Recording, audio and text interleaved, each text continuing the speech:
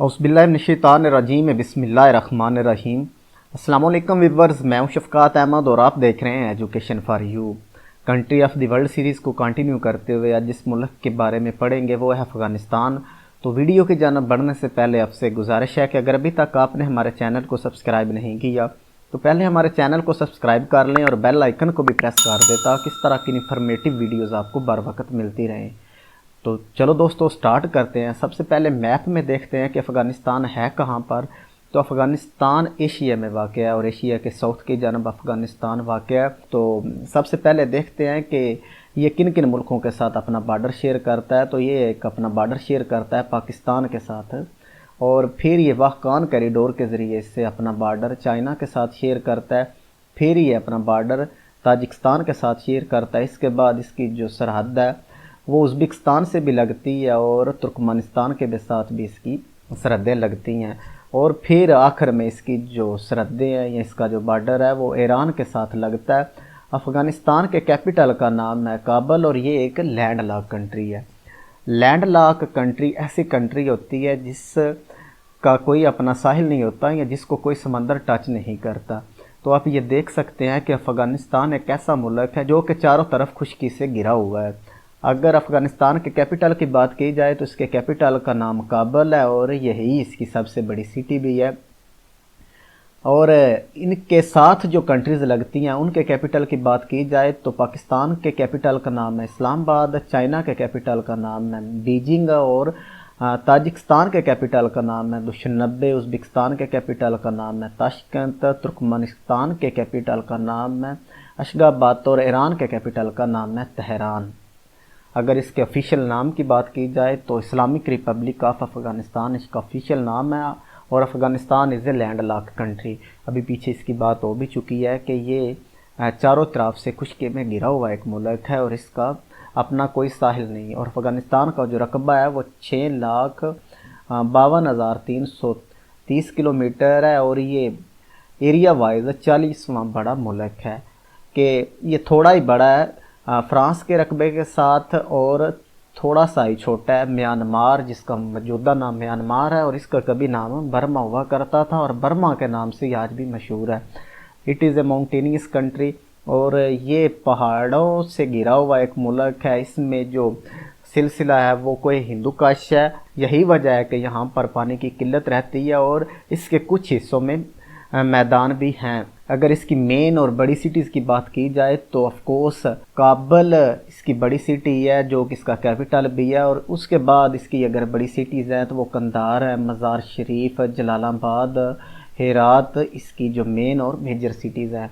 और इसकी जो टोटल पॉपुलेशन है वो एक अंदाजे के मुताबिक 38 मिलियन है। अफ़गानिस्तान में सदारती निज़ाम हुकूमत राइज है। तो country has high level terrorism और ये मुल्क तकरीबन दुनिया में सबसे ज़्यादा टेररिज्म का शिकार है और पुवर्टी रेट यहाँ पर बहुत ज़्यादा है और करप्शन भी बहुत ज़्यादा है इस मुल्क में। अगर ये बात की जाए कि अफ़गानिस्तान किन किन ऑर्गेनाइजेशनों का मेंबर है तो ये यूनाइटेड नेशन का भी मेंबर है, OIC यानी कि ऑर्गेनाइजेशन ऑफ इस्लामिक कोऑपरेशन का भी ये मेंबर है, फिर सार्क यानी the south Asian association for regional cooperation का भी ये मेंबर है और सार्क का ये लास्ट मेंबर है। सार्क पर हमने वीडियो बना रखी है, अगर वो वीडियो आपने देखनी हुई तो लिंक आपको डिस्क्रिप्शन में मिल जाएगा।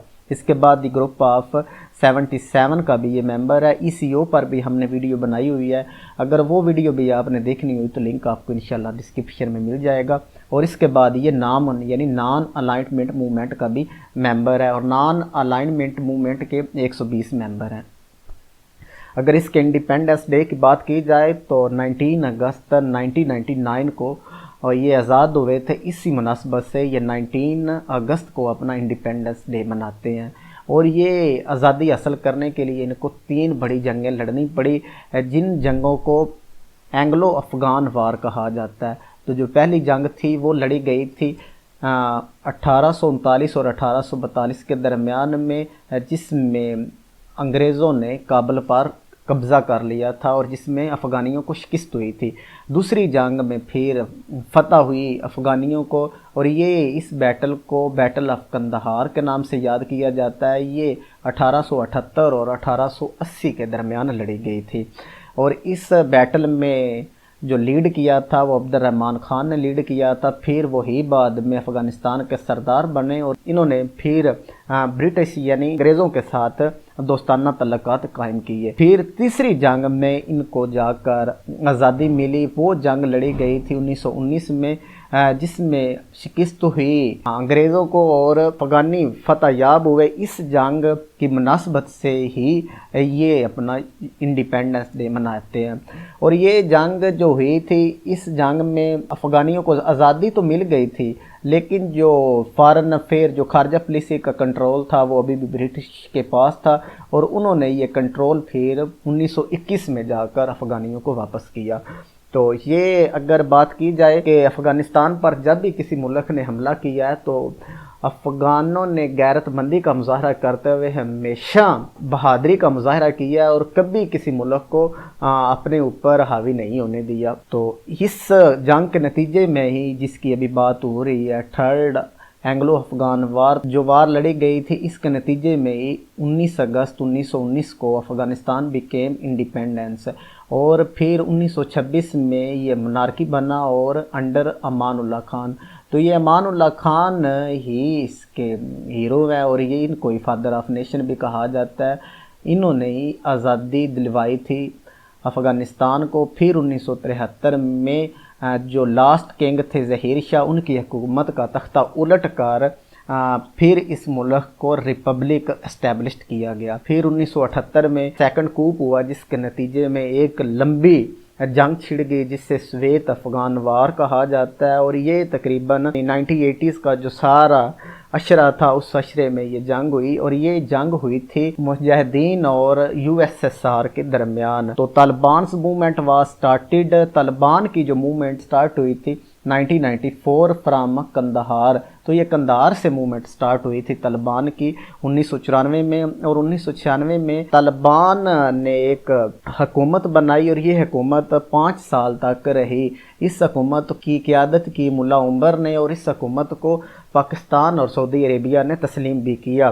لیکن بعد میں 9/11 کے بعد جب امریکہ نے حملہ کیا افغانستان پر تو اس حکومت کو ختم کر دیا گیا، لیکن ابھی بھی یہ حکومت افغانستان کے کافی حصے پر ہے۔ تو اس کے موجودہ پریزیڈنٹ کی بات کی جائے تو اشرف غنی صاحب اس کے موجودہ پریزیڈنٹ ہیں، اور اس کے کیپٹل کی بات کی جائے تو پیچھے اس کی بات ہو بھی چکی ہے، کابل اس کا کیپٹل ہے، اور ملک کی سب سے بڑی سٹی بھی کابل ہی ہے۔ اور افغانستان کی کرنسی کی بات کی جائے تو اس کا نام ہے افغانی۔ تو افغانی ان کی کرنسی ہے، جو کہ ایک افغانی ہو تو 2.13 پاکستانی روپے بنتے ہیں۔ اگر یہاں پر ایتھنک کی بات کی جائے، سب سے بڑا جو ایتھنک گروپ ہے یہاں پر وہ پشتون ہے، دوسرے نمبر پر تاجک ہیں، تیسرے نمبر پر ہزارہ ہیں، اور چوتھے نمبر پر ازبک ہیں۔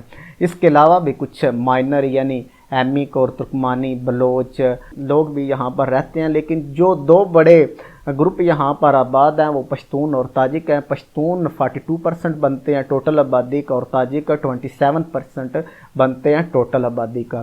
آفیشیل لینگویج کی بات کی جائے تو 2 زبانیں ہیں افغانستان کی، ایک پشتو ہے اور دوسری داری ہے۔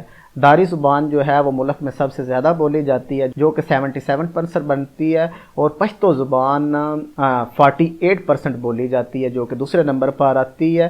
اس کے علاوہ بھی یہاں پر غیر ملکیوں کی وجہ سے انگلش اور اردو زبانیں بولی اور سمجھی جاتی ہیں۔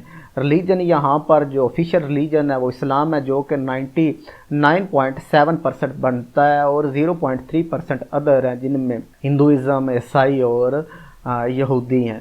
اگر ایک ٹنل کی بات کی جائے سلانگ ٹنل کی، جو کہ ملاتی ہے کابل اس کا سب سے بڑا شہر بھی ہے اور کیپٹل بھی ہے، اس کو مزار شریف سے ملاتی ہے۔ Friendship bridge is a road and rail bridge across the river Amu Darya. تو یہ آمو دریا پر ایک برج ہے جو کہ بنایا تھا سوویت یونین نے، یہ بنایا گیا تھا 1982 میں۔ تو یہ اس لیے بنایا گیا تھا تاکہ جو سوویت یونین کے فوجی افغانستان میں لڑ رہے ہیں ان کی سپلائی لائن کو بحال رکھنے کے لیے یہ برج بنایا گیا تھا۔ یہ برج بیسیکلی کنیکٹ کرتا ہے افغانستان کو ازبکستان کے ساتھ، دی مینارٹ آف جیم۔ تو یہ ایک یونیسکو ورلڈ ہیریٹیج سائٹ بھی ہے جو کہ افغانستان میں ہے، اور کہا جاتا ہے کہ یہ دنیا کا دوسرا بڑا مینار ہے۔ اس کے بعد اگر کچھ رینڈم فیکٹس کی بات کی جائے تو buffer state of Asia is called Afghanistan, تو گریو یارڈ آف امپائرز بھی افغانستان کو کہا جاتا ہے، cross road of central Asia. Afghanistan چونکہ ساؤتھ ایشیا میں واقع ہے اور یہ ساؤتھ ایشیا کا لاسٹ ملک ہے، اور اس کے بعد سینٹرل ایشیا شروع ہو جاتا ہے، اس لیے سینٹرل ایشیا اور ساؤتھ ایشیا کے درمیان جو کراس روڈ ہے وہ بھی افغانستان کو بولا جاتا ہے۔ اسپین بلڈک از اے ٹاؤن ان افغانستان، تو یہ ایک بہت ہی مشہور ٹاؤن ہے جو کہ افغانستان میں پایا جاتا ہے۔ Helmand is largest producer of opium Afghanistan میں کافی زیادہ پروڈیوس ہوتی ہے، اور جو سب سے زیادہ جہاں پر پروڈیوس ہوتی ہے وہ ہیلمند ہے۔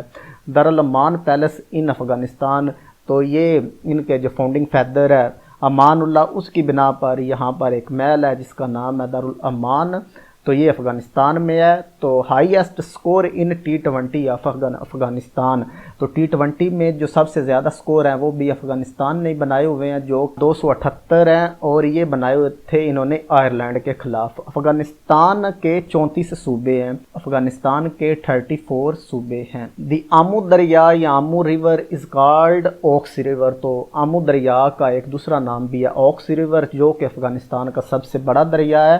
آمو دریا اور Oxus river separated Afghanistan from Central Asia, تو سینٹرل ایشیا کو افغانستان سے جو الگ کرتا ہے وہ آکس یا آمو دریا ہے، اور Helmand river is the longest river within the country, جو ملک میں سب سے لمبا دریا بہتا ہے جو ود ان دی کنٹری بہتا ہے وہ ہیلمند ریور ہے۔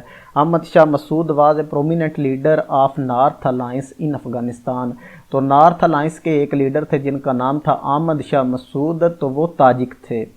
تو Fuladi peak is located in Afghanistan, تو فولادی پیک افغانستان کی دوسری بلند ترین چوٹی ہے، اس کا بھی پیپر میں ایک آدھی دفعہ پوچھا گیا ہے، تو یہ بھی افغانستان میں ہے۔ افغانستان ویٹو یعنی ورلڈ ٹریڈ آرگنائزیشن کا ممبر بنا ہے 29 جولائی 2016، اور یہ 164واں ملک تھا جو ویٹو کا ممبر بنا ہے۔ تو سیکرٹ ایجنسیز کی بات کی جائے تو NDS اس کی سیکرٹ ایجنسی ہے، NDS مخفف ہے بیسیکلی نیشنل ڈائریکٹوریٹ سیکیورٹی، تو یہ اس کا مخفف ہے۔ NDS اور خاد اور راما یہ تین اس کی سیکرٹ ایجنسیز ہیں۔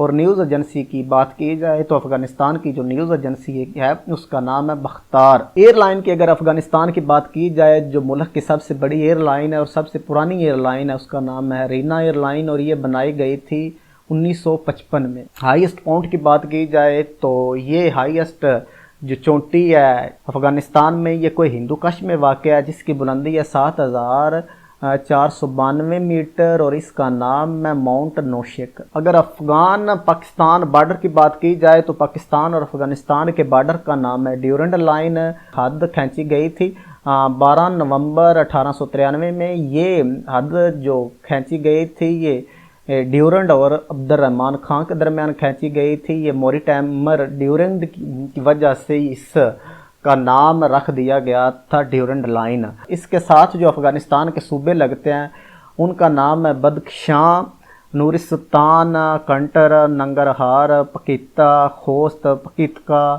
زابل، کندہار، ہلمند، نیمروز۔ تو یہ جو صوبے ہیں افغانستان کے یہ ایڈجسنٹ ہیں پاکستانی بارڈر کے ساتھ، یعنی کہ ڈیورنڈ لائن کے ساتھ پاکستان کی سرحد کے ساتھ یہ صوبے لگتے ہیں۔ تو PPSC کے پیپر میں پوچھا گیا ہے کہ وہ کون سے صوبے ہیں جو ایڈجسنٹ ہے پاکستان کے ساتھ۔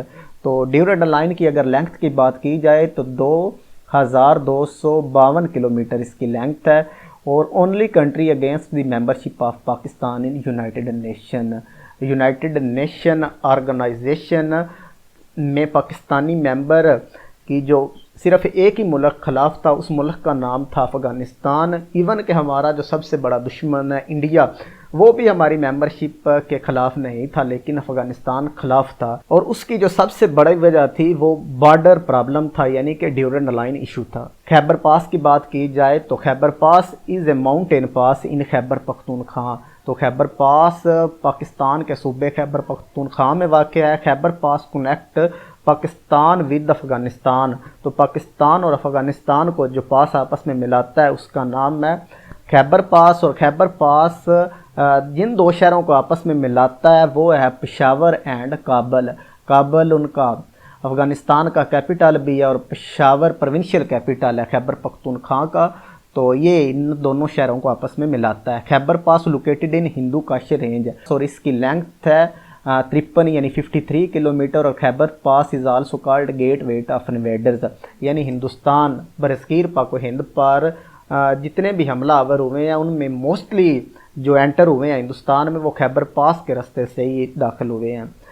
تو اگر سویت افغان وار کی بات کی جائے یہ جنگ لڑی گئی تھی 24 دسمبر 1979 اور اس کا اختتام ہوا تھا 15 فیبرری 1989 کو.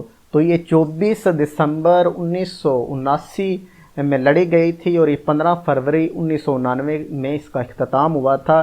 یہ جنگ لڑی گئی تھی مجاہدین اور سویت آرمی اور افغانستان گورنمنٹ یعنی سویت آرمی یعنی سویت یونین کے جو آرمی تھی اور افغانستان کی جو حکومت تھی یہ دونوں آپس میں الائی تھے. اور یہ جن کے خلاف جنگ لڑ رہے تھے وہ تھے مجاہدین جن کو کلیکٹیولی مجاہدین کہا جاتا ہے. Mujahideen war variously backed primarily by United state.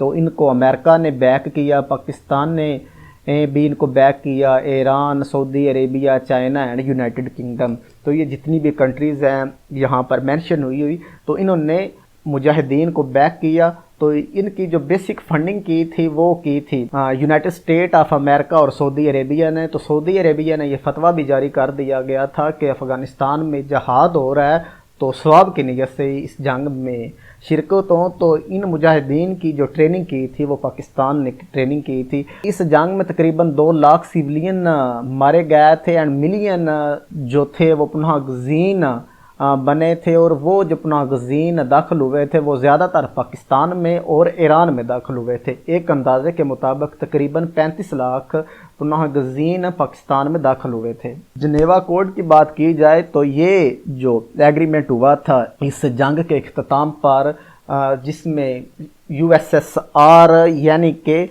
Soviet Union, U S S R مخفف ہے بیسیکلی ہمارے پاس Union of Soviet Socialist Republic, جس میں یو ایس ایس آر کو شکست ہوئی تھی. تو یہ جو ایگریمنٹ ہے جنیوا سوئٹزرلینڈ کا ایک شہر ہے تو اس میں یہ ایگریمنٹ ہوا تھا. تو یہ ایگریمنٹ بیسیکلی ہوا تھا پاکستان اینڈ افغانستان کے درمیان. اور جو یہ ایگریمنٹ کروانے والے تھے وہ تھے امریکہ اور سویت یونین. اور سویت یونین کی جانب سے جس بندے نے یہ ایگریمنٹ سائن کیا تھا وہ تھے اس وقت کے سویت یونین کے پریزیڈنٹ مخائل گورباچیو. اور پاکستان کی طرف سے یہ جس نے سائن کیا تھا اس وقت کے وزیر اعظم محمد خاجنیجو تھے. اور یہ جو ایگریمنٹ ہوا تھا اس کے مطابق Pakistan and Afghanistan for voluntary returning of refugees under the. تو یہ گارنٹی لی تھی امریکہ اور سویت یونین نے کہ جو پاکستان میں لاکھوں کی تعداد میں پناہ گزین ہیں ان کو رضاکارانہ طور پر افغانستان واپس پہنچایا جائے گا. اور یہ اس ایگریمنٹ میں ایک ٹائم فریم بھی سیٹ کیا گیا تھا جس کے مطابق جو سویت یونین کے فوجی ہیں وہ افغانستان سے نکلیں گے. اور یہ اس کا جو ٹائم فریم تھا وہ 9 مہینے تھا اور تقریباً 50% ان کے فوجی تھے وہ انہوں نے نکالنے تھے 3 منتھ میں. اس کے بعد اگر بات کی جائے ظہیر الدین بابر کے مزار کی جو کہ مغلیہ سلطنت کے بانی تھے ہندوستان میں, ان کا انتقال ہوا تھا 1530 میں اور ان کا مزار بھی کابل میں ہے جو کہ افغانستان کا کیپٹل ہے. لاسٹ کنگ آف افغانستان کی بات کی جائے تو last king of Afghanistan is called Zahir Shah. تو یہ بھی PPSC کے پیپر میں کافی دفعہ پوچھا گیا ہے کہ افغانستان کے لاسٹ بادشاہ کون ہے, تو ان کا نام ہے محمد ظہیر شاہ. یہ پیدا ہوئے ہیں 1914 میں اور ان کی وفات ہوئی ہے 2007 میں. تو یہ افغانستان کے لاسٹ کنگ تھے اور ان کا جو دور حکومت تھا وہ 1933 سے لے کر 1973 تک تھا. اور ان کی جو حکومت کا خاتمہ کیا تھا وہ محمد داؤد نے کیا تھا. بگرام ایئر بیس بھی افغانستان میں ہے. یہ بیسیکلی مشہور نیٹو افواج کی وجہ سے ہے کیونکہ نیٹو پلس جو امریکہ کے فوجی ہیں وہ اس ایئر بیس کو استعمال کر کے طالبان کے خلاف جنگ لڑ رہے ہیں۔ تیپی اگر پائپ لائن کی بات کی جائے تو یہ ایک پائپ لائن ہے جو کہ ترکمانستان سے نکل رہی ہے، پھر یہ افغانستان میں داخل ہوتی ہے، افغانستان سے ہوتی ہوئی یہ پاکستان اور انڈیا میں پہنچتی ہے۔ تیپی پائپ لائن آلسو کالڈ پیس پائپ لائن، تو اس کے 2-3 نام ہیں، تیپی پائپ لائن، پیس پائپ لائن، پھر ٹرانس افغان پائپ لائن، تو اس طرح اس کے یہ 3 نام بنتے ہیں، اور یہ اس کی جو لینگتھ ہے وہ 1814 کلومیٹر ہے، اور یہ نیچرل گیس پائپ لائن ہے جو کہ اوریجنیٹ ہوتی ہے ترکمانستان سے، پھر یہ افغانستان، پاکستان اور ایٹ لیسٹ یہ آخر میں انڈیا میں پہنچتی ہے۔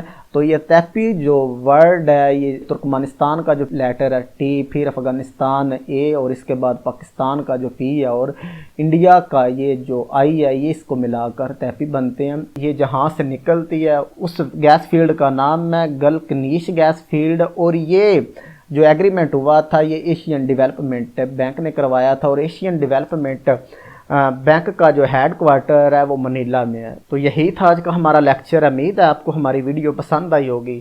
اگر یہ ویڈیو پسند آئی ہے تو اسے لائک کریں، اگر کوئی کیوری ہے تو کمنٹ کریں۔